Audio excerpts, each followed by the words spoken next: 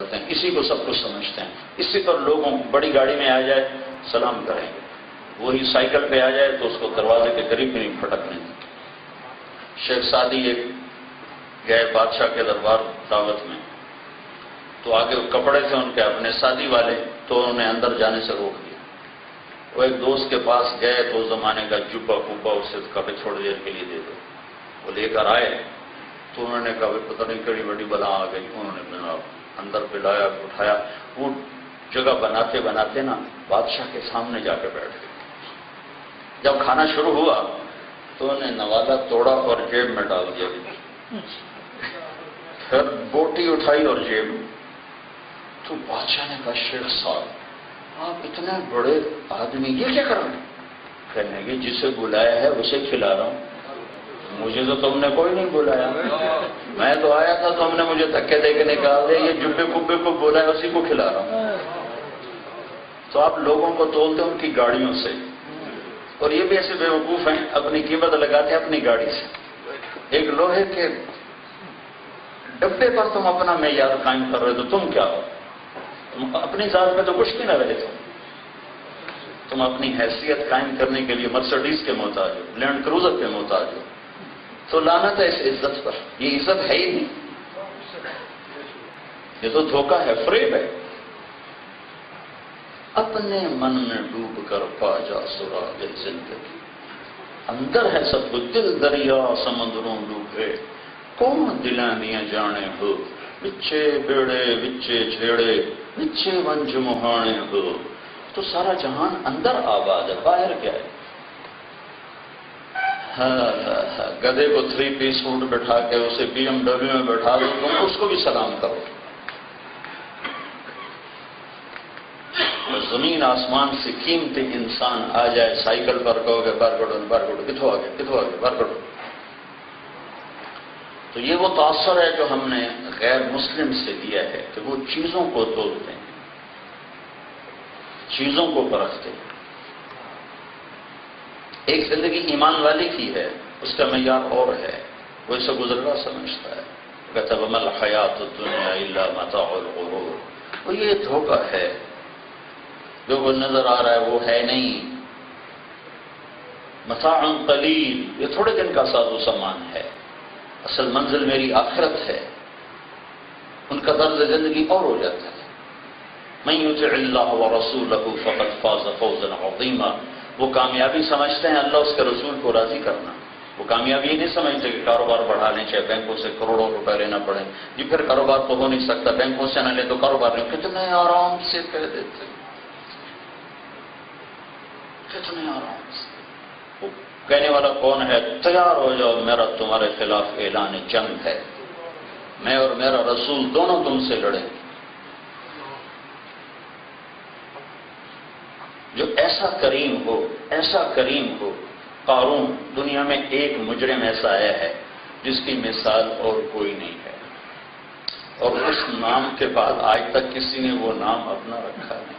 فرعون تو ایک ٹائٹل ہے، فرعون نام نہیں ہے، فرعون ٹائٹل ہے، جیسے کیسر ایک ٹائٹل ہے، کسرا ایک ٹائٹل ہے، فرعون نام نہیں، نام اس کا رامسیس تھا۔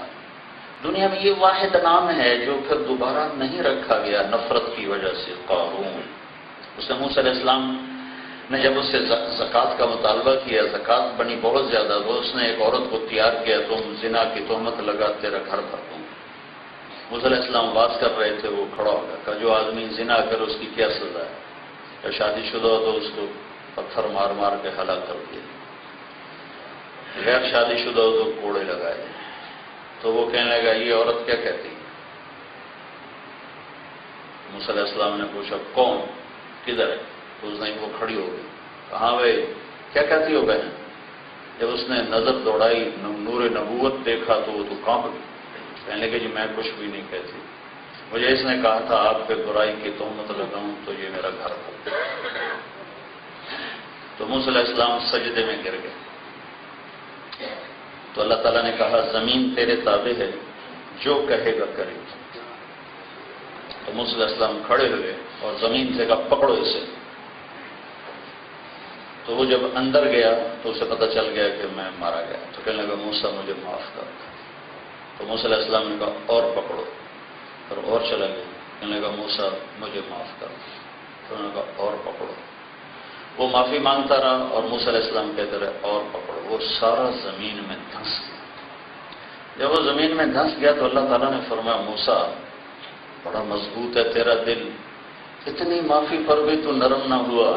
میری عزت کی قسم ایک دفعہ مجھے بلاتا میں معاف کر دیتا، تجھے میں آپ ہی راضی کر دیتا. وعزتی وجلالی لو استغاثنی لاغثته. مجھے میری عزت کی قسم ایک دفعہ مجھ سے معافی مانگتا میں معاف کر دیتا. جو اتنا کریم رب ہو وہ کہتا ہے یا سود چھوڑ دو یا میرا تمہارے خلاف اعلان جنگ. اور اسلام آباد کا تاجر کہتا ہے کہ کام نہیں چلتا، کام نہیں چلتا. اللہ کیا جرأت ہے بھائی، کیا کلیجہ ہے، کیا کلیجہ ہے. وہ اتنے بڑے شہنشاہ سے ٹکر لے لی. اور آگے اللہ کا رسول رحمت للعالمین، جو چچا کا قاتل ہے وحشی رضی اللہ تعالیٰ عنہ، جب وہ پیش ہوا ہے تو صحابہ آگے بڑھے ان کو قتل کرنے کے لیے. جتنا آپ حضرت حمزہ کی میت پر روئے ہیں اتنا کسی پر نہیں روئے. اتنا روئے کہ آپ کے رونے کی آواز دور تک جا رہی تھی. اور اتنا روئے کہ اللہ کو غم کی تسلی کے لیے جبریل بھیجنا پڑا. تو میرے محبوب نہ رو، میں نے عرش کے اوپر لکھا ہے حمزہ تو اسد اللہ و اسد رسول.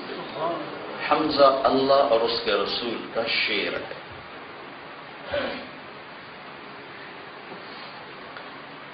اور 70 دفعہ نماز جنازہ پڑھو.